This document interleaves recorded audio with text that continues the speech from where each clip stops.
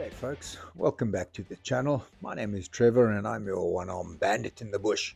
Today we are going to continue talking about communications and more specifically the ability to connect when remote. So most of you by now would have heard of a cellular booster and the fact that you could purchase one, you connect to your vehicle and it amplifies the signal and hey presto, now you're connected when you're remote. So it's not necessarily how it works. And what I want to do is just quickly explain to you, firstly, the use case that I'm applying this to, which might not necessarily be the same thing that you are. So, on our journey out west, I wanted to evaluate the availability of cellular coverage. In this case, we were both on the AT&T network, and I can tell you that I drive merely from Nashville out to Mojave.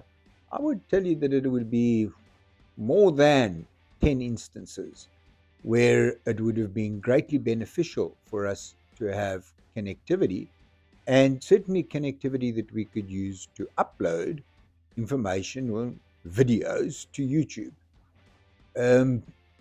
When we were out in the remote areas, that was amplified even more in that it was not possible in many instances for us to even have connectivity. So, how did we overcome that and what does that problem look like? So, first up, it's caused by distance from the tower. So, let's call this our mobile tower. And there you go. And it is transmitting. Of course, it does that in multiple directions. And here I am with my mobile device, little smart screen, and it has antennas in it as well, and it also is searching and looking for a tower to connect to. All right, so once this is authenticated and these two are connected, well, then you typically are locked into a tower until your phone finds a stronger signal from a different tower, and then it'll shift over and attach to that tower. That's if and while you are moving and roaming. However, if this distance becomes too big, you are going to find that the signal starts to drop. So you might have 4 bars dropping to 3, dropping to 2, dropping to 1, and eventually you don't have anything. Well, it is possible to address that situation by amplifying the signal. So firstly, you want to have an antenna that's going to pick that up. And then secondly, you're going to want to have something that is boosting that signal going out. So in this case, we've gone for the WeBoost, the Drive Reach Overland version, which we purchased at the show at Overland Expo Mountain West a few weeks ago. And what I did was I did a quick temporary install of the WeBoost on the vehicle to see on the drive back whether it would make any difference. So it is a quick temporary install. To be honest, there was no real place on my rig to put it. So, of course, MacGyver is MacGyver. And we made a plan, and I just kind of got it into the back of the cab and in the canopy, attached it to my 5-volt arc battery to provide the power, and then we ran the inside antenna into the cab through the windows, and it worked. On our way back, there was no instance at which I recall seeing no mobile phone signal available. So it was a significant change in terms of what we had on the drive out. So I took a decision now to try and do a permanent install. All right. So what are the things that are important in the permanent install and some of the urban legend that one typically hears of? All right. So first trick is that when you cannot hold, rub up and down versus sideways, because if you go this way, you're going to tilt it off and boom, it's going to go. So that's how you will clean it with one hand. All right. Anyway, so let's talk a little bit about antenna placement. So this is a marvelous representation of what my truck is going to look like. Front wheels are there, and I've got my boom bar on the front here. Let's just say that is the truck, and this is where the cab ends. All right, so a couple of things that are important. Firstly, the placement of the outside antenna that's going to go on your vehicle and the inside antenna, which is going to be inside of your vehicle, connected to the mobile device. The first thing that you need to know is that you have to have enough distance separating these 2 points to prevent oscillation.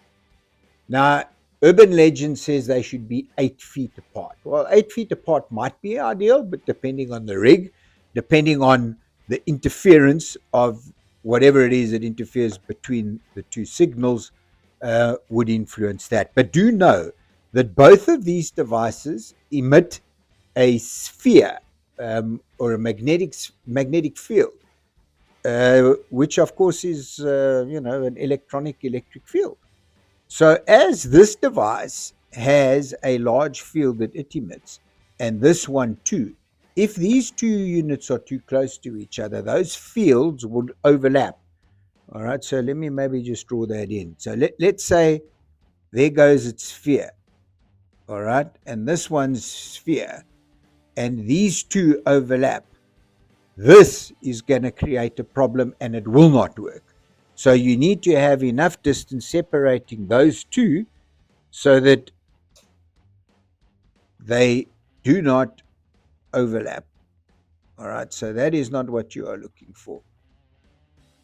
You are wanting them so that they do not interfere. So that's going to stop there, that's going to stop there. And then what we are doing is we are via coax cable into our vehicle. We're going to connect to an amplifier box, and this is the box that's going to boost the signals both ways, and that is then going to connect to the inside antenna in the car. All right, so yes, 8 feet might very well work in your rig. Less than 8 feet may also work in your rig, and more than 8 feet will also work.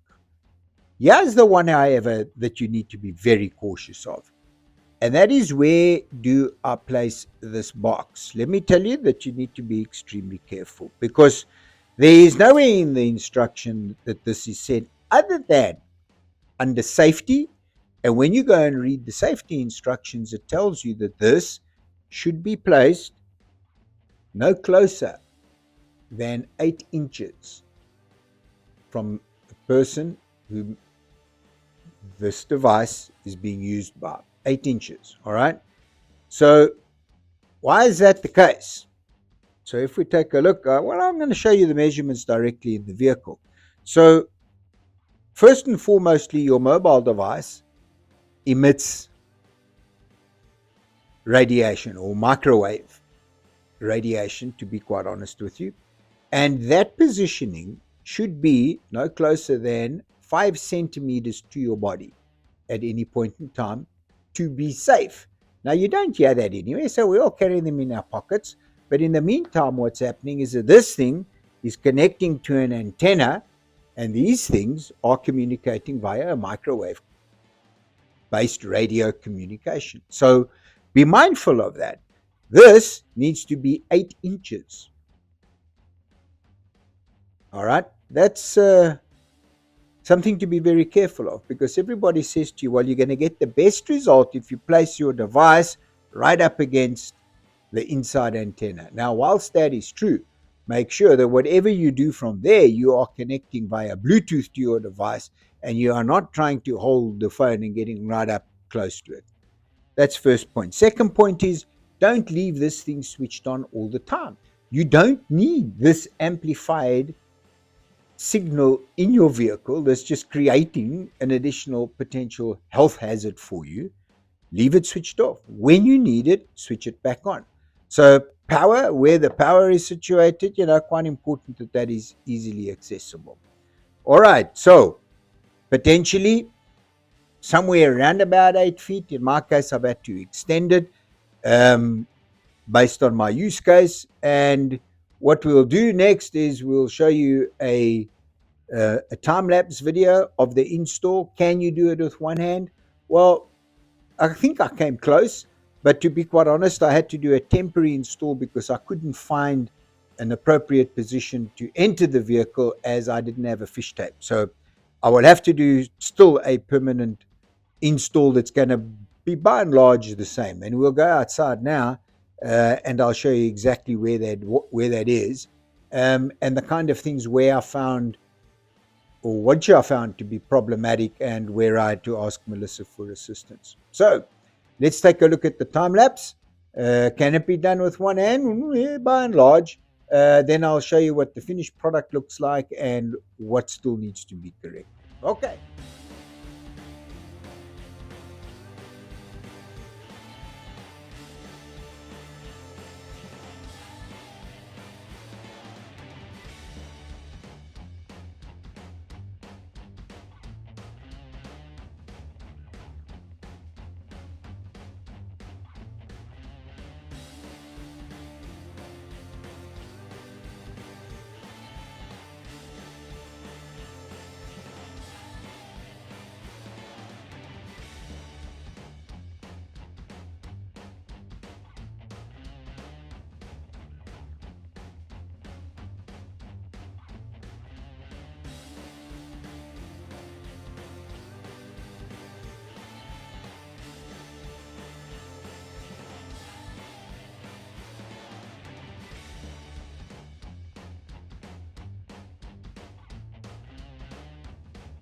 Okay, so the first challenge that we face is based on one, the size of this awning, and two, the size of the tent. Both of them hanging significantly over on either end of the roof rack. So going off the front was not going to be an option because to extend far enough so that I cleared both the awning and the tent would result in an antenna that would be more or less midpoint over the cabin. And as I explained earlier, the probability of it oscillating is high, so I wasn't really prepared to waste my time. So I had a bracket designed that would come off the back of this rack, extending out past this awning, and I measured that out to be approximately 22 inches was the bracket that I needed to have made. So I just really had a piece of steel cut to size and drilled at a metalworks worker in the neighborhood, and then came to install. Unfortunately, that bracket connecting on the rack was too low for the arm that swings, the 270 arm that swings out the bottom. It would unfortunately just touch. I needed to raise it approximately 2 inches. I never had a spacer, so all the measurements that I had worked out ended up unfortunately not being viable. Melissa cleverly pointed out that, hey, there's another side of the truck. Why don't you try there? And of course, that is what we did. And that is what the final temporary install looks like. So why don't we take a look? All right, so here is the bracket. And there you will see this is actually 23 inches long. And where the holes are separation, that's 22 inches. So what I did firstly was I installed the mounting bracket on the base to this extended bracket, which is connected to my rack on top of the cap. Okay, so here you go. I installed this base first. That was straightforward, no problem to do that with one hand. Next came the installation of the antenna and its mast. That again was no problem. Um, I'm not going to talk through that install because there's plenty to see on that. And then, of course, with the cable coming out, applied heat shrink. That was easy enough to do with a hairdryer. So got that to connect well. It is not secured yet fastly here because it is not in its final position. There I have a temporary just with a zip tie. And here is where I needed assistance because you'll see there's no space here to tie anything. And unfortunately, or should I say secure, unfortunately, I did not have bolts that would fit. So we've used these screws. And as a result, you can see there's minor thread stripping here. But it was also problematic to get that tight. So I'll go out today and get bolts to do a final install of where that gets positioned. So we used really just drill bit ends, put the drill bit end in there. Melissa was trying to put pressure on it, and I was trying to tighten it with a spanner. eventually worked out a technique of being able to both hold and turn with the spanner. So it was possible to do that. Okay, so let's look at where it runs to from. All right, so the cable runs inside of the rack all the way along the length. I've used a cable tie to secure it here.